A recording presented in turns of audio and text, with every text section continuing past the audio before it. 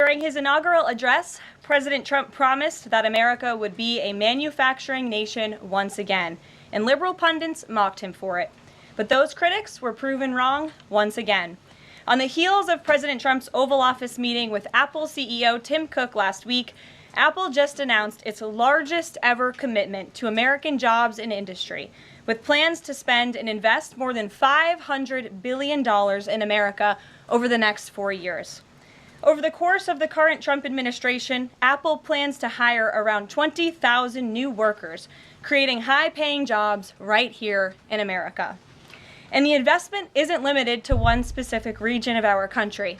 Apple teams and facilities will expand all over our country in Arizona, California, Iowa, Nevada, North Carolina, Michigan, Oregon, Texas, and Washington. With President Trump in charge, America is open for business. Apple CEO Tim Cook said it best in the company's announcement: "We are bullish on the future of American innovation." On top of this incredible Apple announcement, President Trump already announced more than $1 trillion in pledged investments into the United States. And on another important note that the American people entrusted President Trump to fulfill, this administration's efforts to seal the border continue to prove extraordinarily successful. In President Trump's first month back in office alone, illegal border crossings hit lows not seen in decades, down 94% over the past year, while interior arrests are up 134%. And this past Saturday, this is a significant statistic that I wanted to share with all of you, there were only 220 illegal border crossings on Saturday. This is a 15-year low. Think about that in comparison to the amount of illegal border crossings we saw under the previous administration. Fox recently reported that a San Diego migrant shelter is closing its doors after saying they have not received new asylum-seeking families or individuals since January 20th. We all know what happened on January 20th, don't we? And yesterday, New York City Mayor Eric Adams announced that the massive Roosevelt Hotel migrant shelter in Manhattan will shut down in the next few months. We're also seeing a reverse migration effect. There are now verified reports from the Associated Press of migrants abandoning their journey to the United States and heading back home. This is the first time the Border Patrol has received these reports since 2020, during President Trump's first term. The returning migrants claimed in interviews that the new heavy security posture adopted by the Trump administration was a significant reason for their decision to return to the countries of their origin. Overall, the American people continue to overwhelmingly give President Trump very positive remarks. Nearly every one of President Trump's policy initiatives are receiving strong majority support, and I have noted that in every briefing since Inauguration Day. 81% of Americans support deporting illegal migrant criminals from our nation's interior. 76% of Americans support the DOJ-led efforts of a full-scale investigation to find and eliminate fraud and waste in government expenditures. Again, this is from a Harvard-Harris poll, a very legitimate pollster. 76% of Americans support closing the border. 69% of Americans support President Trump's common-sense efforts to ban men from women's sports. As you all know, we celebrated that executive order at the White House a couple of weeks ago.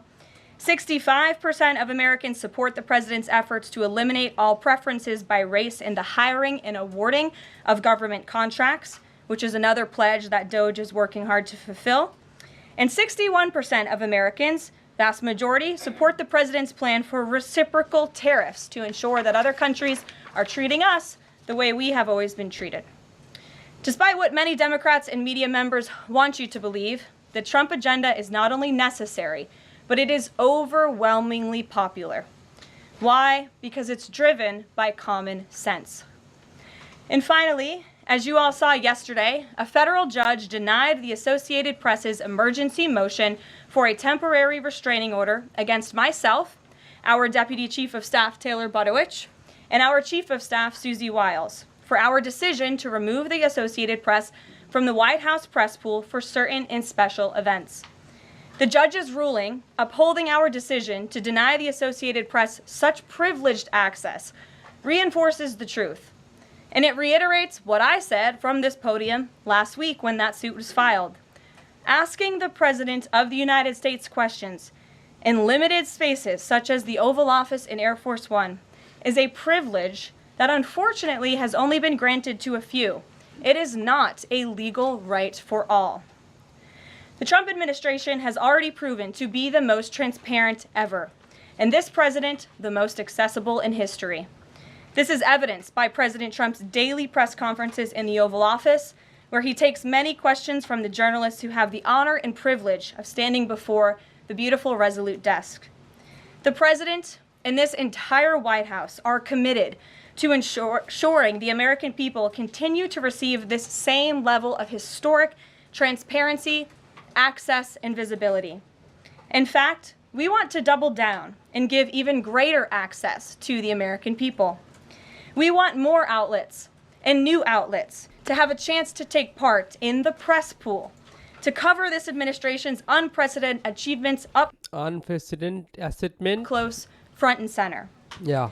As you all know, for decades, a group of DC-based journalists, the White House Correspondents Association, has long dictated which journalists get to ask questions of the President of the United States in these most intimate spaces. Right. Not anymore. How? Not anymore. I am proud to announce that we are going to give the power back to the people who read your papers, who watch your television shows, and who listen to your radio stations. Moving forward, the White House press pool will be determined by the White House press team. Legacy outlets who have participated in the press pool for decades will still be allowed to join, fear not, but we will also be offering the privilege to well-deserving outlets who have never been allowed to share in this awesome responsibility. Right. Responsibility. Just like we added a new media seat in this briefing room, legacy media outlets who have been here for years will still participate in the pool, but new voices are going to be welcomed in as well. As part of these changes, we will continue the rotation amongst the 5 major television networks to ensure the president's remarks are heard far and wide around this world. We will add additional streaming services which reach different audiences than traditional cable and broadcast. Right. This is the ever-changing landscape of the media in the United States today. Right, that's right. We will continue to rotate a print pooler who has the great responsibility of Who has the great responsibility? quickly transcribing the president's remarks and disseminating them to the rest of the world. And we will add outlets to the print pool rotation who have long been denied the privilege to partake in this experience, but are committed to covering this White House beat. I think so. So friends, please comment. Everyone agree with her. Please comment, okay?